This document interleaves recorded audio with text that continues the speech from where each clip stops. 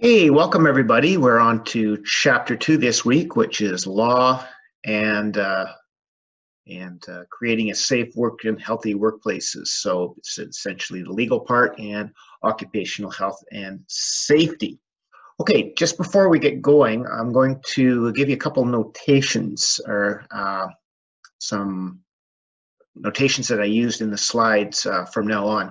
So instead of writing out employer, I'll use the abbreviation ER for employer. And instead of writing out employee, I'll use the abbreviation EE for employee. So for example, I'll write the EE has the right instead of the employee has the right. Okay, so if you see EE or ER in as we go along here, don't get confused. Okay, EE is for employee, ER is for employer.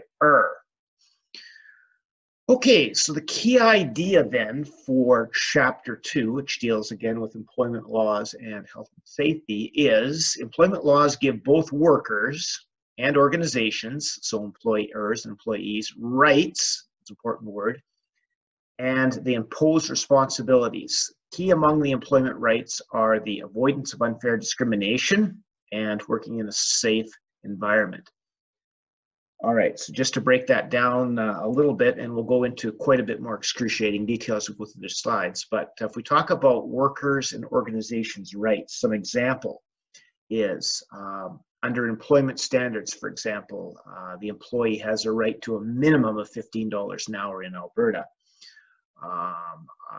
Under common law, there's something called the Doctrine of Management Rights, which essentially says that the employer has the right to manage his or her business as they see fit. Okay, so laws give rights, but they also impose responsibilities.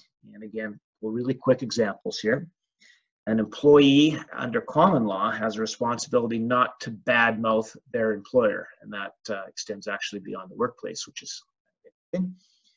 An employer has a responsibility under health and safety legislation of providing a safe working environment. Okay, so employment laws both give workers and organizations rights and impose responsibilities. Now, key among these employment rights are the avoidance of unfair discrimination.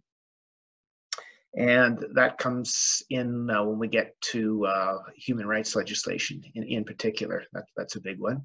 Okay, so for example, that you can't be discriminated against based on age in employment. Okay, that would be an example of that. And they also is working in a safe environment. Okay, then that's really the whole idea of health and safety. All right, so that's the key idea then for chapter 2. These are the learning objectives, and like I said, we'll go through each one of these in somewhat excruciating detail as we go along here. So this is just a summary of what they are. And the first one, which this week is objective 0, and the reason because is it's objective 0 is this material doesn't correspond to any of the pages of your textbook. Why isn't it in your textbook? I don't know, maybe it's conspiracy theory. Maybe there's a huge underground organization trying to take over your rights and rule the world. Either that or, I don't know, some other reason. But anyway, I find these 6 key pieces of legislation really important to go over, so I've kind of added this. Unlike your textbook authors who may be part of the overall conspiracy. Of course, I'm kidding.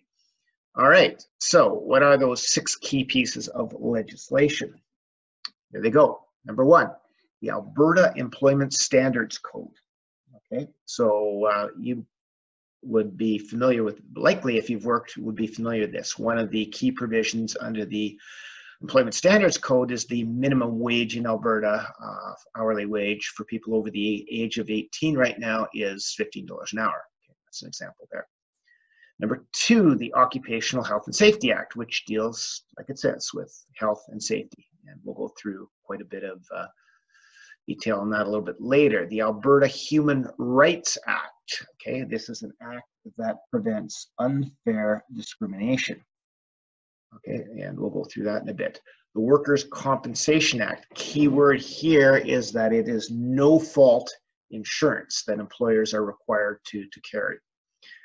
Number 5, the Alberta Labor Relations Code. Okay, the Labor Relations Code deals with rules around union and management, the union management relationship, if in fact the employees have chosen to bargain collectively, which is another name for forming a union. And the final one that really affects HRM here is the Alberta Personal Information Protection Act, or PIPA, and this deals with privacy. Okay, so the fact that employees have rights and employers have responsibilities to not disclose personal information. All right, so a couple things about these 6 acts here. Some HR contexts may be exempt, okay, from some of these things. Like, for example, for whatever reason, golf courses aren't required to have workers' compensation insurance. Go figure. Or subject to slightly different legislation. So, for example, we'll talk about the PIPA for privacy, which applies to most people in Alberta, but government employees, their act is slightly different. It's called FOIP, Freedom of Information and Privacy. So it's really the same principles, with just slightly different legislation. Okay, so those are the 6 acts. Let's kind of break them down one by one.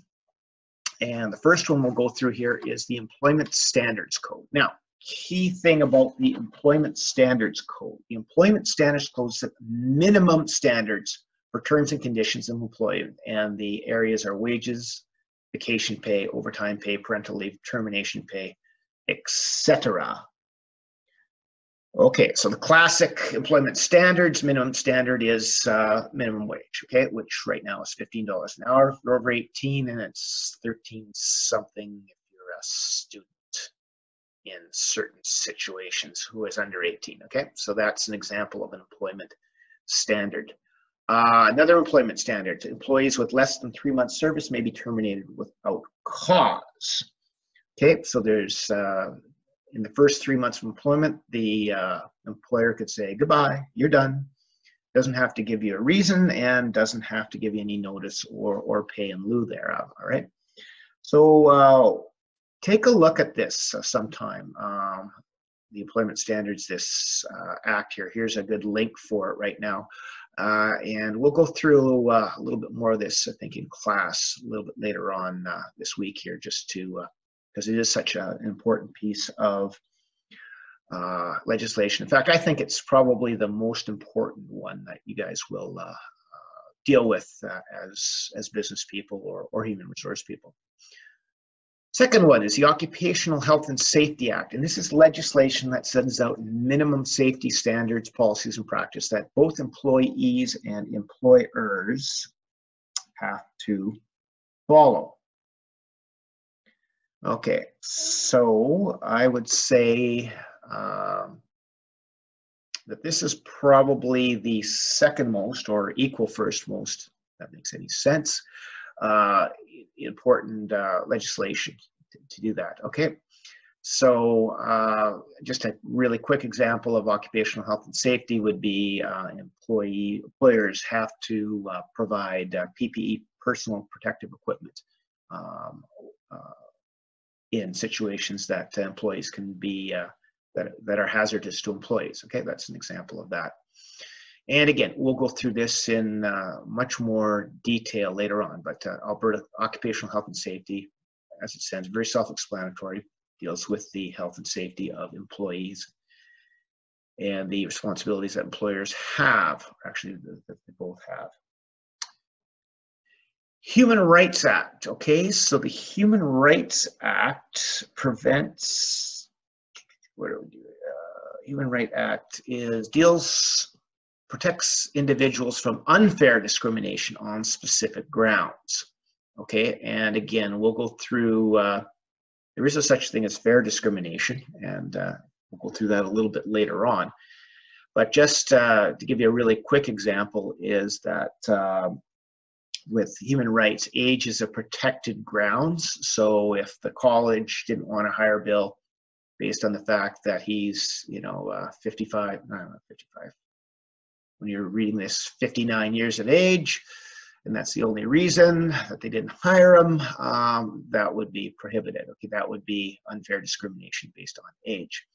Think about human rights. It applies to many areas of life. It's not just employment. For example, it applies to government. The government couldn't decide to have a law saying that all people who are 60 and older pay higher taxes based just solely on their age. Okay, that would be age discrimination. The human rights complaints are dealt with by a human rights commission. It is what's called a quasi-judicial body. It's supposed to be less complicated and costly than a court challenge. So if you have a human rights complaint, you don't go to court, you go to the Human Rights Commission, and it's supposed to be a more expedited and easier way to deal with a complaint than going to court. Okay, it's called a quasi-judicial body here.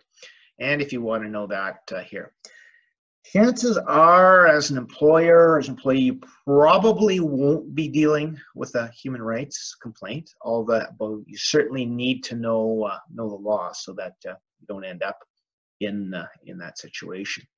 Okay. Workers' compensation is number 4 here. Requires non-exempt businesses. So unless you're specifically not included, to purchase no-fault government-administered insurance that covers workers who are injured on the job. Okay, and what no-fault insurance is it's different from your automobile insurance. So if you get into an accident, one of the first things that the insurance companies will do is try to who was at fault in the accident. And whoever was at fault in the accident, their insurance company will pay. With no-fault insurance, there's a global insurance company, it's government administered in this case, and they pay. Doesn't matter whose fault it is, okay, when they're injured on the job. Now, there are exempt businesses from this, many office jobs, golf courses, churches, medical office, but they may voluntarily purchase WCB insurance for their employees, okay? It is administered by the Workers' Compensation Board, so like the Human Rights Commission, this is a quasi-judicial board. And the insurance premiums for workers' compensation are based on the accident rate, both of the industry and the individual ER. See, there's the ER thing. More accidents, higher premiums. So for example, if you were a cod fishery, okay, that's an extremely dangerous business. You would pay a higher premium than, say, a bank, if the bank decides to be part of this, if they decide to get the WCB insurance, because they may be exempt. Also, within the cod fishery, if you're a very safe cod fisher or cod fisher business, we used to call it fishermen, but we can't do it anymore. They're called fishers now, but again, I digress. Okay, so if you're a safe cod fisher, you will pay a lower premium than somebody who is an unsafe cod fisher, somebody who's had quite a few accidents here. Right, there's a URL down there if you want to find out a little bit more about WCB. All right, number 5 is the Alberta Labor Relations Code, and this is legislation that sets a context for the employment relationship between ERs and EEs, employers and employees who choose to bargain collectively, unionize. So these are the rules for a union and management should the employees decide they want to form a union. Their quasi-judicial body is called the Alberta Labor Relations Board, so they are the ones who administer this if you've got problems. So just a couple examples about Labor Relations Code rules about who can form a union. Some people can't, some professions can't. Rules against unfair labor practices, so an employer can't interfere with the organizing of a union, or they can't participate as being part of the union. That would be an unfair labor practice. And there's also rules about strikes and lockouts. So if the employer wants to lock out the employees or the employees want to go on strike, there's various rules before they can do that legally. Okay, that's the realm of the Alberta Labor Relations Code. And the final one is the Alberta Personal Information Protection Act, and this is privacy legislation. So it governs the organization's ability to collect, use, and disclose an individual personal information. Okay, so for example, it might be something like your location. Your employer can't go ahead and sell your address to people who are trying to sell magazines, for example. Okay. Now, PIPA applies to provincially regulated private corporations. Okay, so again, it's kind of narrow, but there are other acts that are very similar. So, for example, FOIP applies to provincial government employees, and PIPEDA covers a lot of other organizations that wouldn't be covered under PIPA. Okay, so the principles are very similar. Okay, so a couple examples of laws or regulations under PIPA. Personal information must be stored securely. Okay, so your personal information needs to be password protected. It needs to be, if it's a paper, it needs to be stored in a locked cabinet.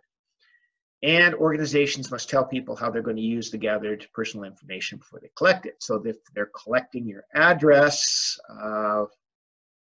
basically, they need to know your address because they may have to mail something to your house with tax purposes, okay? They can't go ahead and, because they've got your address, like I said, sell it to somebody trying to sell you magazines, or telemarketers trying to sell you something else there. All right, that's PIPA.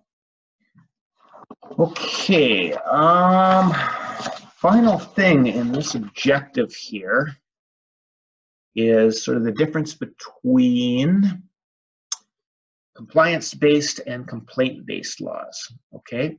So why is this important? Well, it's important because if you're dealing with compliance-based, it's tougher if you're an employer, okay? If you're dealing with complaint-based, it's tougher if you're an employee. So example, compliance-based. The citizen is required to demonstrate that they're following the law. An inspector can show up randomly at any time. Okay, so for example, speeding is a compliant race. So they can, photo radar can be set up to make sure that drivers are following the speed limit in a school zone. All right. Probably the biggest example of a compliance-based system in is occupational health and safety. Okay, so the safety inspector can show up at your workplace, and you have to demonstrate that you're following the law, that everybody's got PPE and your material safety data sheets are there, that sort of thing. Okay. So that's a compliance-based system.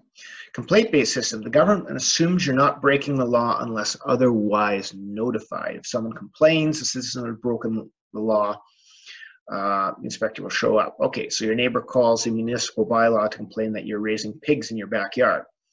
If nobody complains, even though it's illegal, you can go ahead and you'll be able to go ahead and raise pigs. All right, because like I said, the government assumes that you're not raising pigs in your backyard. In terms of human resources, you can think of things like human rights. Okay, they assume that you're not discriminating based on any of the proscribed grounds like gender or race or nationality, right?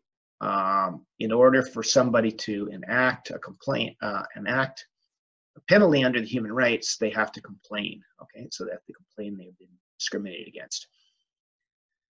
Okay, so again, the key thing about this is for employers, really compliance-based systems are a lot tougher, right? Because the inspector can show up, all right? Not that you can still, you can still run into trouble under a complaint-based system, but apart from health and safety, which is one of the reasons why a lot of employers are really concerned about health and safety. So these are the ones where the inspectors are going to show up. And otherwise, the government is assuming, and a complaint-based system is assuming that you're not breaking the law. Okay, so let's just say something like human rights or employment standards, in most cases, is something that the government assumes that you're doing correctly. All right, so let's cycle back then to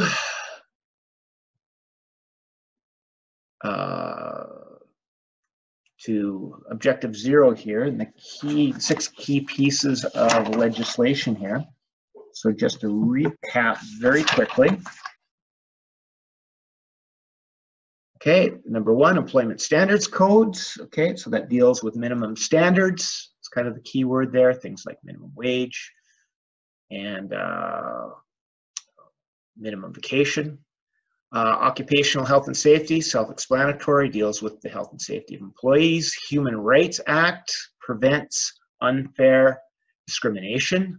Workers' Compensation Act is no-fault insurance that companies have to carry.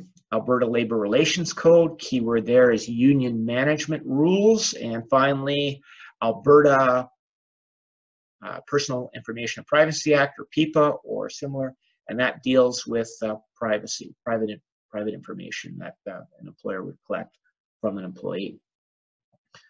All right, so that's 0. Now we can start at number 1. Right? Guess we were starting from the hole there if we were in 0. Now we're at least even here. We're above the hole here. Okay, so explain the overall context for the legal framework for human resource management in Canada. Right? This is a really short objective. We'll do it quickly.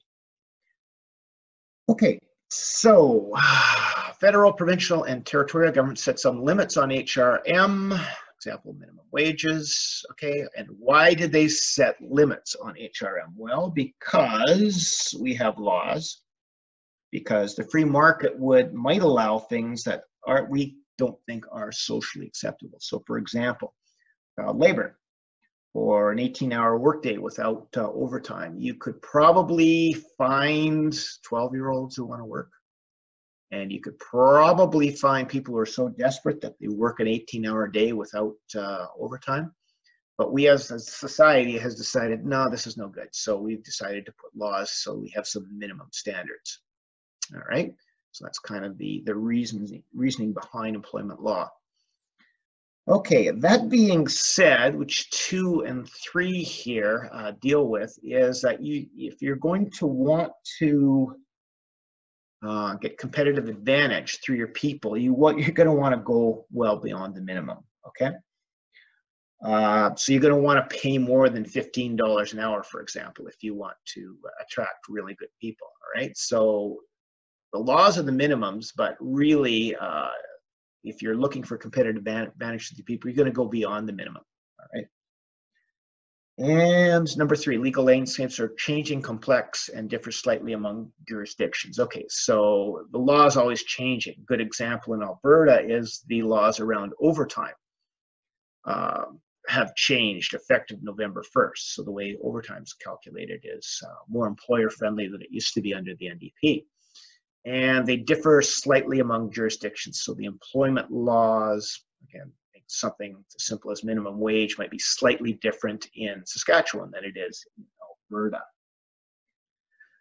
Okay, so the next slide then sort of deals with or builds on that idea of you want to go beyond the minimums, right? And one way you can go beyond the minimums in order to get competitive advantages through diversity, and that's having people of different backgrounds, experience represented in the workplace.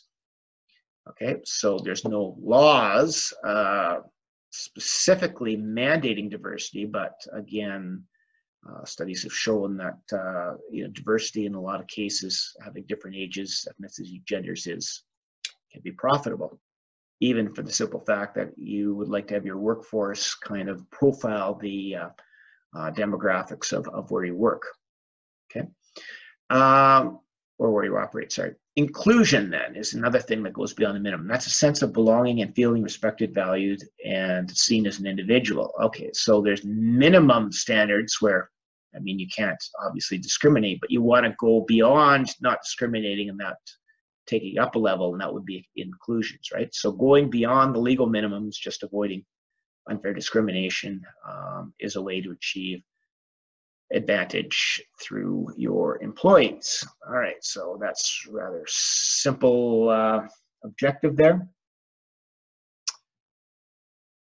So overall context for legal framework in Alberta is the laws provide minimums because the free market might allow things that we don't find socially acceptable as a society. And second of all, you want to go beyond the minimums if you want to establish a competitive advantage through your human resources.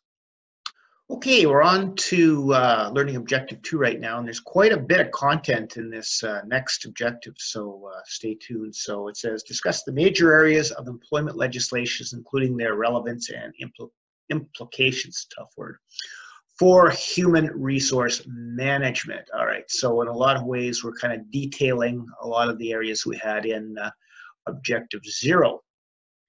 All right, first one is the difference between federal and provincial labor laws, okay? So federal employment laws applies to federal government organizations, crown corporations, and federally regulated industries. So if you work for the federal government or you work in an airline, long-haul trucking, banks, or telecommunications, you are under federal labor laws. All right. Everybody else is under provincial labor laws, okay?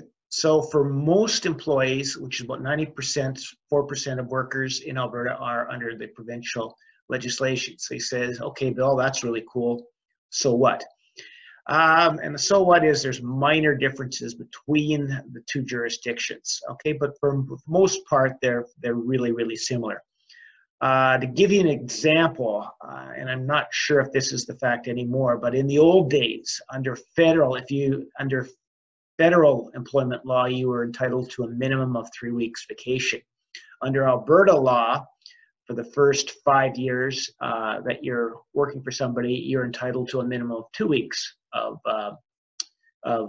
annual vacation, right? So, you know, that would sort of give you an example of, you know, when there was differences to 2. But like I said, I'm not sure whether that applies anymore.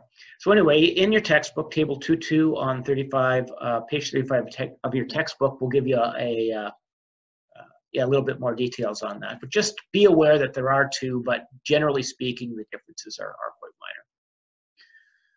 Okay, this is a big topic here, human rights legislation. So we'll dive right into it. So what the human right legislation does is it protects individuals from unfair discrimination, and I'll talk about fair discrimination in a bit, on specific grounds, okay? And these are called proscribed grounds. And those grounds, some examples of those are religion, gender, age, sexual orientation, race, etc. We'll detail those a little bit later. All right, so just on a really simple example is if you refuse to hire somebody because they were a person of color, all right, human rights legislation would protect those people from that, okay? You are not allowed to not hire somebody just because they're of a certain race, okay, or a certain religion. Okay, and like I said, it applies to many areas of life, not just employment, but we'll deal with the employment part here. And human rights complaints are dealt with by a Human Rights Commission. Again, I referred to this, I think, in the previous slide. They are a quasi-judicial body who adjudicates these things. So instead of going to court, if you have a human rights complaint, you deal with what's called the Human Rights Commission. All right, along here. Now, not all discrimination is unfair discrimination, okay? And you may have to unlearn whatever you've learned about the word discrimination here for this next little bit here, right? So when we talk about discrimination, we talk about when you discriminate something, you make a distinction between you two, all right? So just to give you a really simple example, at the end of this term, okay, I will be discriminating against all of you, all right? I will be making a distinction. Some of you will get A's, hopefully many of you. Some of you will get B's, some will get C's, a couple will get D's, and hopefully nobody will get an F, but if you don't do the work, you'll get an F, right? So I'm going to make I'm going to discriminate against all of you. I'm going to make a distinction, okay, on who gets an A, who gets a B, etc. All right, so is that what I'm doing there is I'm discriminating. Now, is that okay? Okay, for me to do that? And I would say absolutely. All right, I'm going to make that discrimination or distinction based on your performance in the course. So assuming that my grading system is fair, that is fair discrimination, right? To discriminate against people who earned an A, earned a B, earned a C, etc. Okay. So not all discrimination is unfair discrimination, okay? Unfair discrimination is when you discriminate or make a distinction based on some non-valid ground, okay? Now, if we take the idea of fair discrimination in human resource management, we discriminate when we're paying people based on seniority. So people who've been there longer, people who've been there a year are paid more than people who just started. People who've been there more than, say, 4 years are paid more than 3 years. Something called a pay grid when we get to compensation. Okay, so discriminating based on seniority is fair discrimination. All right. We could also discriminate on performance sometimes. Sometimes we give merit raises. So the better performers receive bigger pay raises. Okay. We're making a distinction between people. We're discriminating, but these are examples of fair discrimination. Okay, note in chapter 2, your book uses the term discrimination when really it's referring to unfair discrimination. So despite what your book says, I want you to get used to the idea of using the term unfair discrimination when we're talking about human rights complaints. Okay, so a couple key definitions here. Okay, so unfair discrimination is treating somebody differently, negatively, or adversely, badly basically, because of a prohibited ground, and we'll talk about those. So prohibited ground generally are race, gender, national origin, sexual orientation.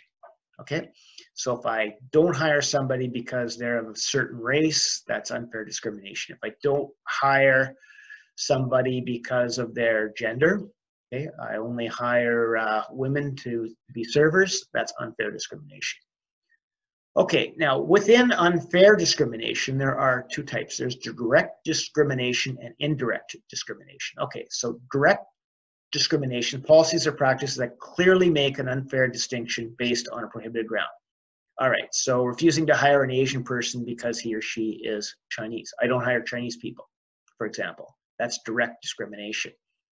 All right, and that's fairly easy to see. It's also fairly rare. Most of the discrimination that comes up around human rights is indirect discrimination. So indirect discrimination then is policies or practices that appear neutral but have an adverse or negative effect based on a prohibited ground.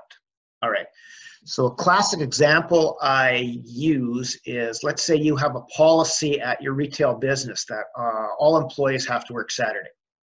All right, now that policy has an adverse effect on people who are Seventh-day Adventists, whose religion prohibits them from working during daylight hours on Saturday. So if you're only open, let's say, 8 o'clock to 6 o'clock, that's daylight on Saturday, those people would not have, they would be prohibited from working based on their religious beliefs. So that policy has a indirect discriminatory effect on you based on religion in a case like that.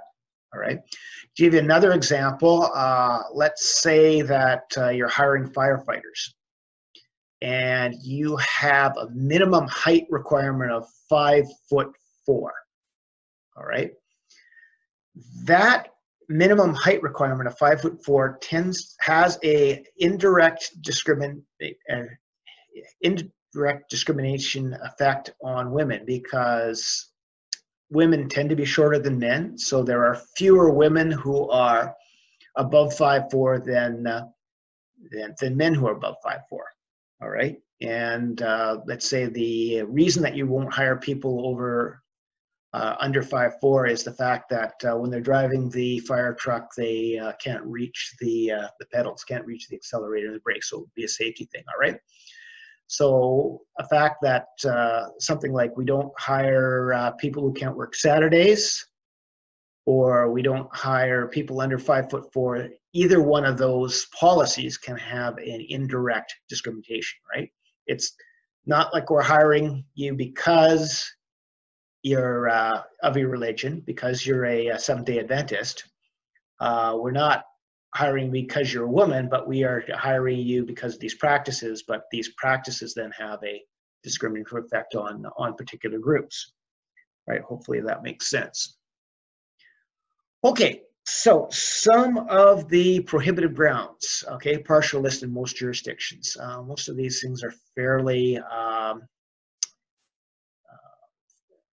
straightforward. So race, national or ethnic origin, religion or creed, age. Age is 18 plus because we do discriminate against people under the age of 18 or under the age of 16, things like driver's license or being able to purchase alcohol. Sex and sexual orientation, color, okay, which is kind of race, national origin, disability. All right, we'll talk about that. A pardon, conviction, marital or family status, right? So if I refuse to hire married women because I figure that they might want to have children, and that would be cause me problems if I have to replace them on maternity leave or parental leave. Okay, so those are your prohibited grounds. Okay, so back to unfair discrimination. Is it ever allowed? And the answer is yes. So unfair discrimination, okay? So let's take the policy of hiring only people who can work Saturday may be allowed if the organization has a valid business reason, okay? Or I'll use another one here, which is more. A bus company can refuse to hire a blind person, okay? So a person who has a vision disability, as a bus driver because of the person's disability. Obviously, the disability is a huge safety concern. You would not want blind people to be driving your bus. Hope you don't. It may be exciting for a bit, but overall, it's probably not a good thing for you if your bus driver cannot see. However, in order to access this exemption, there's two things you must do. First of all, you must have a bona fide occupational requirement, or what we call in the business a BFOR. Repeat after me, bona fide occupational requirement. Boy, you'd sound really intelligent if you can pull that one out. Use it in a sentence next time you're at the bar. I digress. Okay, the discriminatory requirement must be legitimately required to perform the job. So is the ability to see the road a bona fide occupational requirement for a bus driver? And I would argue, yes, it is. All right, so you've got this BFOR. Wonderful stuff. Okay, second one. Even if you have a BOR, you must consider all reasonable opportunities to modify the job to the point of undue hardship, and that is called the duty to accommodate. All right, so could we hire a bus driver, for example? Well, maybe what we'll do is we'll hire the bus driver, but we'll also employ a person to help them see, okay? So the guy's driving the bus and somebody's saying, well, here, turn right, turn left, stop now, you know, because they've got good vision. Is that a reasonable accommodation, okay? Or does that cause undue hardship? And I don't think it's either a reasonable accommodation, because now we have two salaries. And also, you're getting somebody driving with vision is better than somebody, you know, helping them with their vision. And yeah, so really, in a case like that, then if I did try to accommodate the blind bus driver, that's undue hardship. So I'm okay not hiring that person. If I look back to the other job I gave you about, we have a height requirement of 5'4" because hiring people, which has a discriminatory effect on women because women tend to be shorter than men. Would we be able to modify that job? And my answer is maybe we could. Maybe we provide phone books or cushions or something. So, or maybe we provide, maybe we can lower the chair on the driver's seat, okay, and something like that.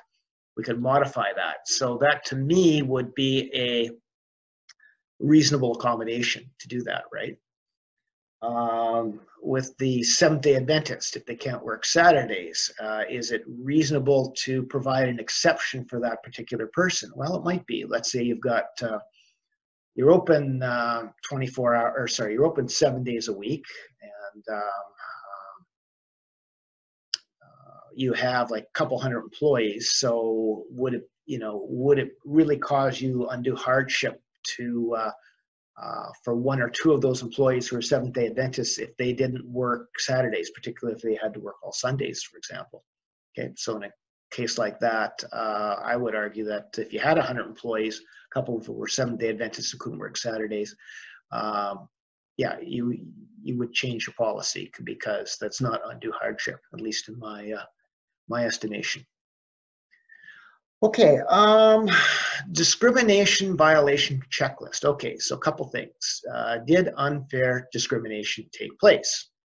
Okay, so the question is, let's go back to the Seventh-day Adventists, for example.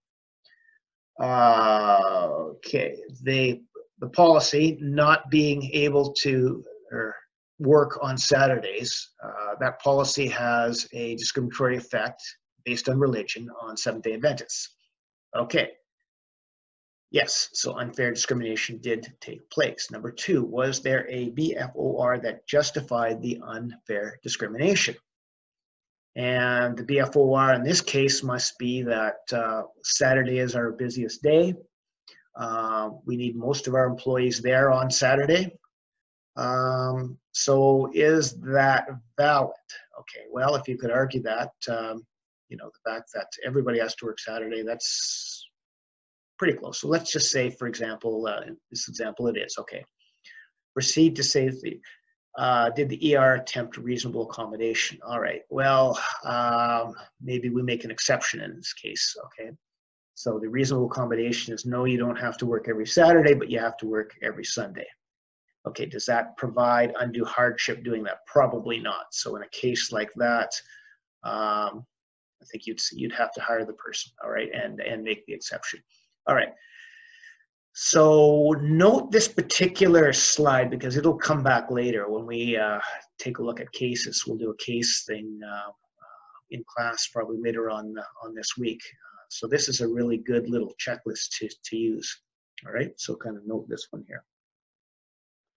All right, also what to note is that on pages 2.2 in your textbook, take a look at there. There's a couple of examples of human rights complaints and settlements. And again, if you're using the checklist in the previous slide, that'll give you an idea about how you could actually apply that. Okay, so harassment, all right, so harassment is really nothing different or new under human rights law. It's just that there's been, I don't know, so much of it that the writers of the law actually, to underscore it, actually put in a special section about harassment. But harassment is really just another form of discrimination. So when we talk about harassment, it involves any unwanted physical or verbal behavior that offends or humiliates. Okay, so if you are harassing somebody because of their age, because of their disability, because of their race, things like that, specifically prohibited. But I mean, it would be covered anyway, but it's important. And in particular, there's sexual harassment. So unwelcome behavior that's a result of a sexual nature, person's gender or sex or identity, right? Probably the key one here is, for human resources, a poisoned work environment, right? So oftentimes with harassment or sexual harassment, it's not the, physically grabbing people. Oftentimes it's just sort of a climate. And if you've ever seen the show The Office, okay, Michael Scott the boss there has been guilty of among a number of not great human resource practices. But one of the things is sexual harassment, and in the whole idea of creating an environment, right? So I'm going to show you a little bit of a YouTube clip here, which is just kind of underscores the whole idea of a poisoned work environment. All right. To say something funny or witty or do an impression, I will no longer ever do any of those things. Does that include that's what she said? Mm-hmm. Yes. Wow, that is really hard. You really think you can go all day long? Well, you always left me satisfied and smiling, so. That's what she said. So yeah, the whole "that's what she said" thing is a sort of example of sexual harassment, but like I said, creating a poisoned or work environment there. All right, what else have we got on here? Employment equity groups. Now, this will come up a number of different places in the book. They talk about employment equity, and what an employment equity program is when a company seeks to make their workforce representative of the employment market. Okay, so if they operate in a market where 45% of the local workforce is women, we should have 45% of our workforce as women, right? If you're in a local market where 10% of the people are Indigenous, you're trying to get your workforce to be 10% Indigenous, right? So the 4 groups targeted by employment equity programs are women, members of visible minorities, persons with disability, and Aboriginal peoples. So you can say, hey, wait a minute. If I have a policy that where I'm favoring one of these groups, isn't that discrimination? Isn't that direct unfair direct discrimination? The answer is yes, it is. However, for employment equity programs, it's an exemption to human rights. You are allowed to do that. In order to meet your goals of having your local workforce profile the demographics of where you work. Okay, so it's an exemption to that. All right. What else? What other protections are there? Okay, so again, we covered 6 areas in our first learning objective. Okay, so the other protections, other areas, protections of privacy. So we talked about making sure that you're protecting your employees' private information. Employment standards and labor standards, okay? Labor standards being the union management stuff, employment standards being things like minimum wages. Okay, and like I said, we'll do a deeper dive on these things later on this week in class. One other topic which comes up when we talk about legality is pay equity. And pay equity then is equal pay for work of equal value, right? And again, human rights legislation would dictate that you would do that, right? That you pay men and women equally for work of equal value. Although again, it's something that's such a hot issue that it's specifically mentioned in a number of different places, okay, particularly in human rights, all right? So giving an example of pay equity you can't use a prohibited ground like gender, for example, for differential pay between people, right? So if you have let's say I used to work for the phone company. So if you had a person who was a male customer service representative, you couldn't pay them more than a female customer service representative just based on their gender. Okay, and that makes sense. Where it becomes a little more fuzzy is when you talk work of equivalent value. Okay, so again, when I worked for the phone company, men tended to be the repair people who went out to houses to repair the lines, things like that. Women tended to be the telephone operators and customer service. So a male job, quote unquote male job, was or primarily male job was the repair people. The primarily female job was the customer service rep. So if the value of each of these employees is equivalent, so if the value of a repair person was equivalent to the value of a customer service rep, they should be paid the same. Okay, oftentimes this wasn't the case. It was just the case that for whatever reason, it was the repair people got paid more.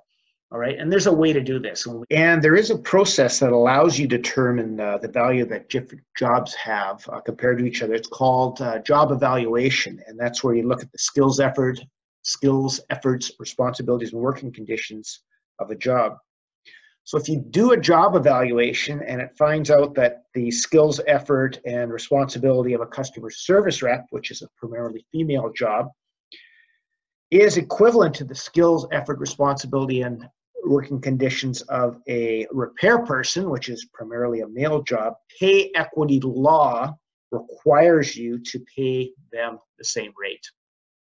Okay, this isn't covered by your textbook, but again, it's something you should know, and this is called the common law employment contract, all right? So in addition to the rights and responsibility afforded by legislation, employees are bound by the common law employment contract. And I know most of you haven't taken the business law course, but this will make a lot more sense to you when you take contract law. All right. Because when you go to work for somebody in an employer-employee relationship, that's known as part of a contract. Okay, you can contract to sell a house or sell a car, and you can contract for labor, which is what you're doing with an employment contract. And with an employment contract in business law, you'll need four things. You need an offer. Will you work for me? You need acceptance. Yes, I'll work for me. You need what's called consideration, which is a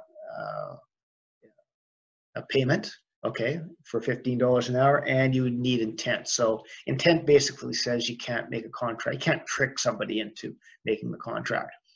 All right, so when you have all those four conditions, which are offer, acceptance, consideration, and intent, you have an employment contract. All right, and the employee and the employer have responsibilities.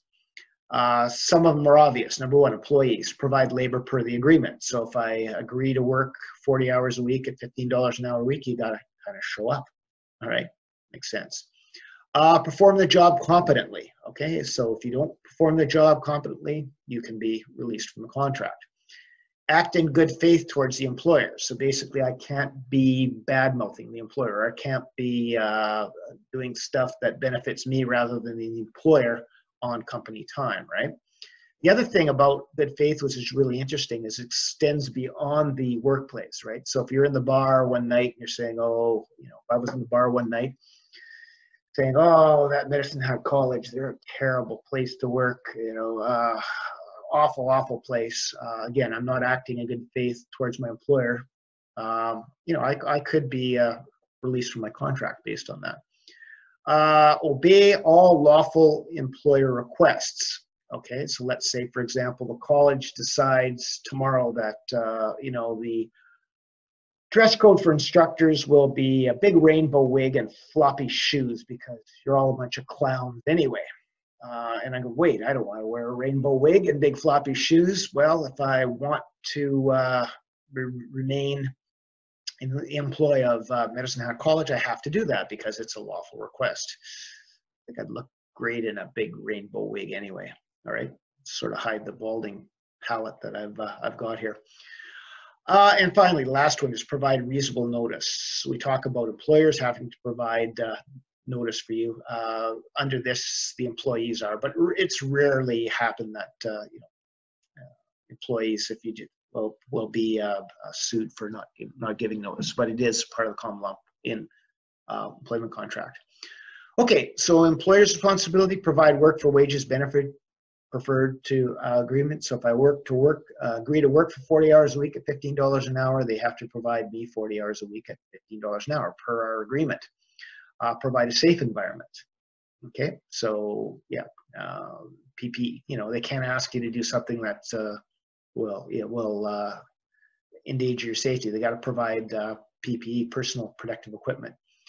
They need to provide reasonable notice for changes in the employment contract. Okay, so if they decide that For example, they're going to cut my hours in half. Okay, they have to provide notice for that. All right, and those are under employment standards. Okay, because they're altering the contract.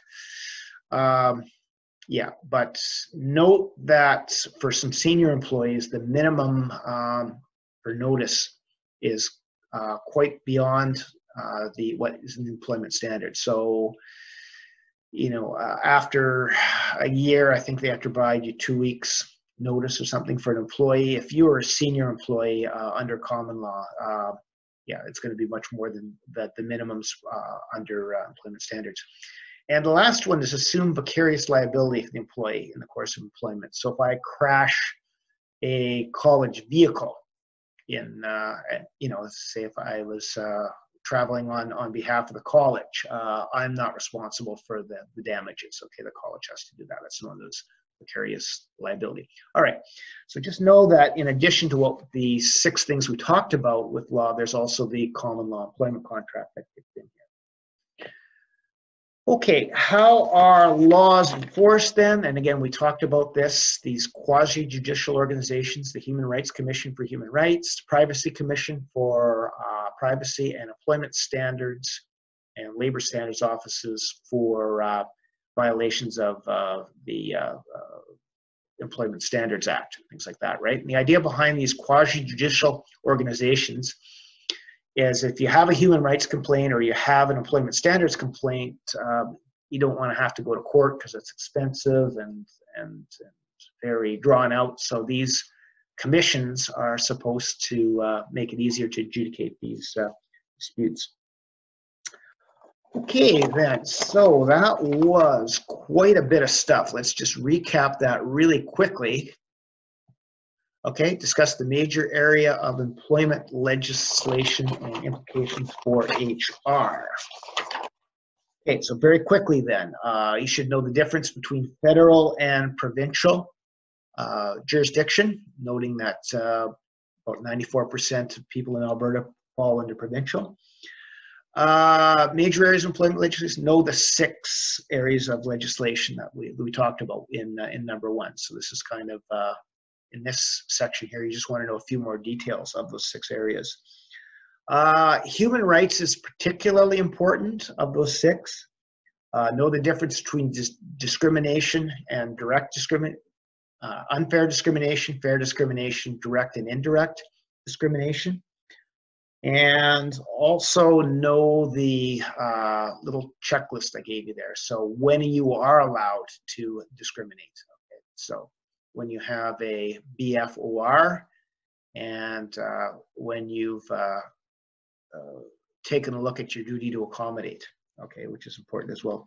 And the other thing on here you should know about is just be aware that common law is another area of the law in addition to those major 6 that kicks in.